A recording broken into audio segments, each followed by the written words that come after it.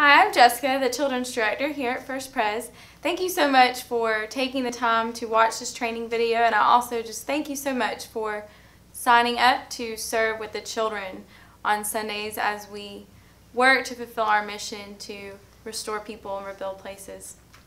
I want to go over a few of our policy and procedures with you during this time. The first thing I want to talk about is our child protection policy. This is a policy that we do adhere to very closely here in the children's ministry.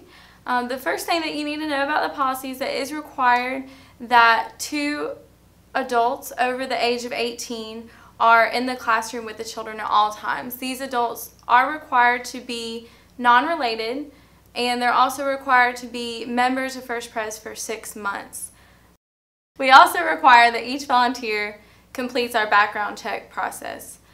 Please make sure that as you spend time in the classrooms with these children, you help us to stick closely to this child protection policy, which is for your good and for the good of the children.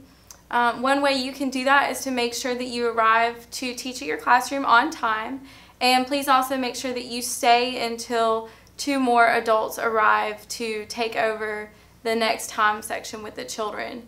If you need to find a substitute or a replacement for your Sunday, please make sure that you stick to the policy and asking someone who is a member of our church and has been a member for 6 months and who has passed the background check. The best way to do this is to use the teacher contact and substitute list that you'll be given at the beginning of the year. The last thing I'd like to remind you about with our child protection policy is that every child under the age of 2nd grade will need to be picked up by a parent or another responsible party listed on this child's release form. All teachers who are helping in grades pre-K through 2nd will find a notebook that looks just like this in your classroom. This will have the child's release forms on it and will list the names of parents and anyone else who's able to pick that child up. We do allow for older siblings to pick up the children from their classes as long as their parents have notified us that that's okay by writing their name on their release form. Another thing that I would like to go over with you today is a couple of question and answers that you guys might have. The first question is, what do I do if I'm not going to be able to serve during my scheduled time and date? This is very simple to take care of as long as we know in advance. Each of you will receive a piece of paper that looks like this when you start volunteering in August.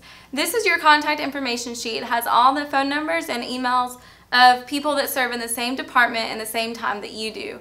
You'll use this throughout the year if you are going to need to switch with another teacher. This will be the best way for you to figure out how to contact someone to see if they can switch Sundays with you. Each class is also equipped with a substitute, and you can always, if you can't find someone to switch with you, can call your substitute and see if they would be available to fill in for you on the date that you'll be gone. I do ask that you do try both of these things before contacting me. If you're not able to find someone to replace you on the day that you're going to be gone, I'm more than happy to help however I can if you'll just let me know by phone or by email that you haven't been able to find someone. Another question that you might have is, what do I do if I am not going to be able to be there and I don't find out to the last minute? If something comes up on Sunday morning or late Saturday night and you're not going to be able to come to serve on that Sunday, I do ask that you try to contact me by phone or text message or email, however you can get a hold of me if you have time to think about it. We do have a session on call list, and in that case I can get a hold of our elders and we'll find someone to cover for you during that time. Even if you are the helper in your class and there's only 8 children that normally come to that class, it's still important that we have another adult in the class to make sure that we're adhering to our child protection policy. So I'll be happy to do what I can to find an adult to be in there with the children if you're not going to be able to come. Another question you might have is, how do I keep up with my 5th Sunday? There are 4 5th Sundays throughout the year, so each volunteer is assigned 1 5th Sunday to serve outside of their regular scheduled time. These 5th Sundays are written in on your schedule that you'll receive during the volunteer training time. You'll also receive emails and reminders in advance to remind you that your 5th Sunday is coming up. The last question that I wanted to answer for you today, and this certainly may not cover everything, but hopefully it'll take care of some of your starting questions, is what do I do if a situation arises in the classroom that I don't feel like I can handle? I will be walking around from classroom to classroom on Sundays, and you're always welcome to stop me and tell me about the situation that's going on. That's what I'm here for, is to support you and help you serve these children well. So please feel free to tell me about anything that arises that I can help out with. If you can't find me or get a hold of me, I always carry my cell phone on me. You're welcome to call me on that. You're also welcome to use the radio to call the deacon on duty, and he will find me and send me to you. The last thing I want to talk to you about today is the materials for your classroom.